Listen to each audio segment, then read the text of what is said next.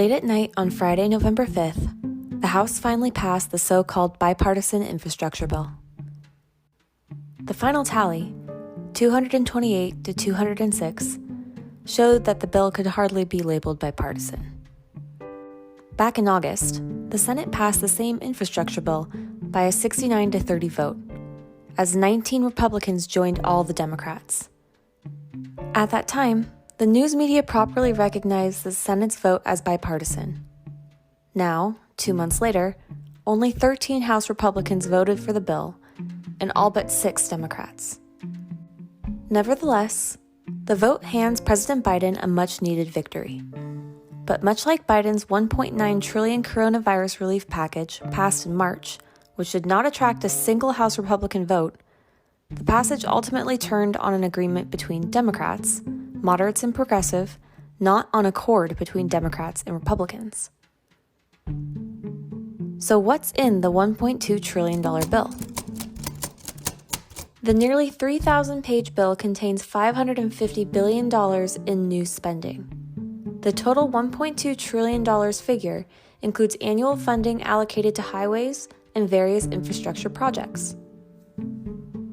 The new spending contains $110 billion for roads and bridges, $40 billion of that dedicated to bridge repair and replacement, $66 billion for railroads, upgrades and maintenance of passenger rail and freight systems, $65 billion for the power grid, modernized power lines and money to prevent hacking, $65 billion for broadband, expanding broadband in rural areas and in low-income communities, $55 billion for water infrastructure, lead pipe replacement and chemical cleanups, $47 billion for cybersecurity and climate change, addresses extreme weather events, $39 billion for public transit, new bus routes and accessibility for seniors and disabled people, $25 billion for airports, expansion and upgrades including runways, terminals, and air traffic control towers, $21 billion for environment, clean up Superfund sites, abandoned mines, and old oil and gas wells, $17 billion for ports, half to Army Corps of Engineers, additional funds to Coast Guard, ferry terminals, and truck emission reduction, $11 billion for safety, highway safety, pedestrian as well, $8 billion for Western water systems, investments in water storage and treatment, $7.5 billion for electric vehicle charging stations across the nation, and $7.5 billion for electric school buses. Emphasis on fleet replacement in low-income and rural communities. And now, how Congress pays for it.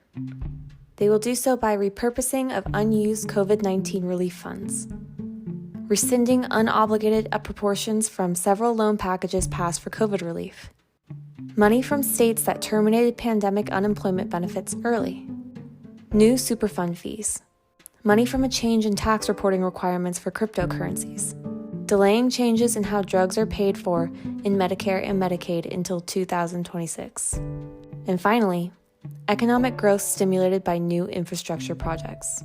The bottom line. After passage, Biden boldly declared, "Generations from now, people will look back and know this is when America won the economic competition for the 21st century." Unlikely. But we can excuse Biden's inflated vision. After all, the infrastructure bill was a big victory for his administration. Yes, the bill does represent a large and historic investment in America's infrastructure. However, it falls short of Biden's original proposal, which promised to reduce the climate impacts for transportation. Likewise, it did not reach liberal Democrats' lofty expectations. Rather, in the end, this bill failed to achieve the levels of bipartisan support typically observed in past infrastructure bills.